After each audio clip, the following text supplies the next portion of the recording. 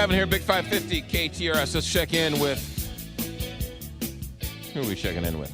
Michael McShane, who is Director of Education Policy at the Show Me Institute. What, you were nice enough to come in, but now what? You're too big for us, Michael? Yeah, I will be moving on from the Show Me Institute later this week. I'm hoping to maintain some kind of affiliation, so you're probably not rid of me. But yeah, moving on later this week to bigger and better things. Well, congrats, and you're always welcome here, my friend. Oh, thank you so much. You got it. Let's talk about the teachers' union encouraging teachers not to participate in a pension survey. What's going on with this? Yeah, so my colleague James Scholes, another good friend of the show, UMSL professor and Show Me Institute fellow, we're working on this research project. You know, we at the Show Me Institute have done a lot of work over the years on pensions, teacher pensions, and the sort of problems that the current system has. And we've offered lots of ideas for ways to sort of change those. But we had this crazy idea that before we really, dug into and talked about a lot of this different stuff, we should maybe ask teachers what they think about their pensions and about these changes that could possibly happen. You know, we can run all the numbers and say we're worried about unfunded liabilities or we're worried about increased contributions, but, we care about teachers' opinions. So what we did was put together a survey. And we worked through some charter school leaders that we knew. We worked through some traditional public school superintendents that we knew to distribute a survey to teachers across the state to just ask them some questions. Just, what do you think about your pension? What do you know about your pension? Here are a couple different ways in which your pension could be different in the future. Do you like it? Do you not like it? Right. What are you worried about? Just kind of basic.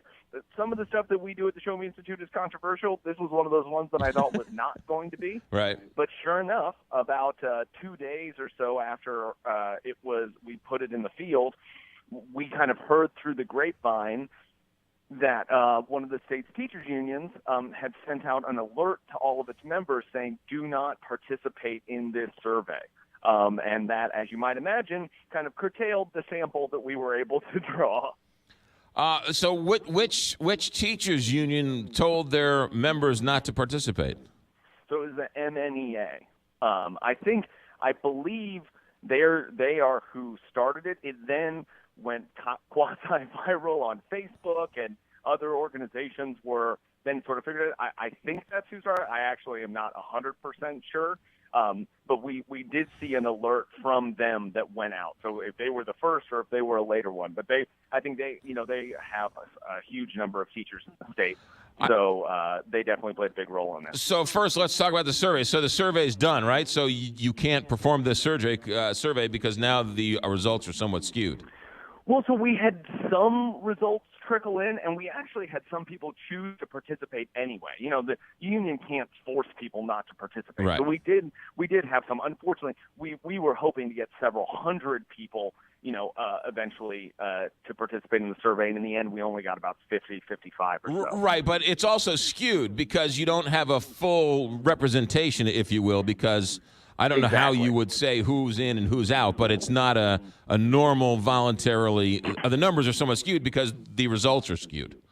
Yeah, so we don't know whether after that went out, someone said, hey, look, we don't like these guys, so let's try and be super harsh, or whether the people who chose to participate were different because they'd say, oh, right. Well, hey, we're kind of defying the union. Right. So we went ahead and published the numbers with all of these caveats in. We tell the whole story of what happened in the paper, and we say, look, we're not going to try and draw big conclusions from this, but we do want to respect the fact that people took their time to participate in the survey. So we're going to report what they said. And it was also part of our commitment when we put the survey in the field. We told people that we will accurately and fairly report what they tell us, good, bad, or indifferent. Yeah. And we even went so far as to publish the entire text of the survey, so you can see every single question we asked and the order in which we asked it, and we even publish every single open response. So even people who said very not nice things about us, right. I said, in a commitment to total transparency, I'll publish everything. So it's all up on our website. You can see the paper. You can see what teachers have to say, and you can see what we asked them. Now, the bigger issue is, what is the pension afraid of having their own representatives, their own people, answer an independent survey? That's the real question. But, so again, it's not necessarily a representative sample, so I don't want to get over my skis on this one. But one of the things that we did find in the people who participated, but I think over 75% of them had some concerns about their pensions. When even the data from PSRS or when other sort of research that we've done is presented to them about the financial health of the pension system, it made a lot of people nervous. It's also true that by about a 2-to-1 margin, the people that we surveyed said that teachers should have more choices in their pension options.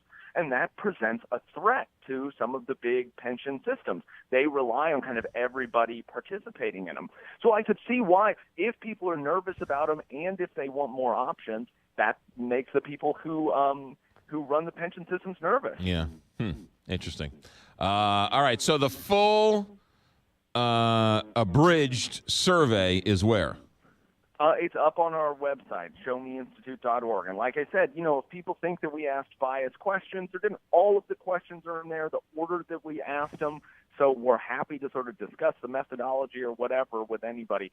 Try to be completely 100% transparent. Well, Michael McShane, sure I'm glad you're leaving the Show Me Institute so you don't cause any more trouble. Where are you going to cause more trouble? I'm going to be the director of national research at EdChoice. It used to be called the Friedman Foundation for Educational Choice.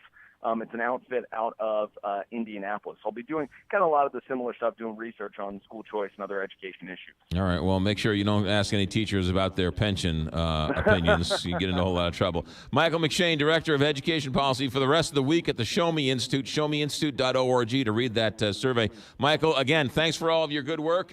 Enjoy the road, and you're always welcome here. Wonderful. Take care.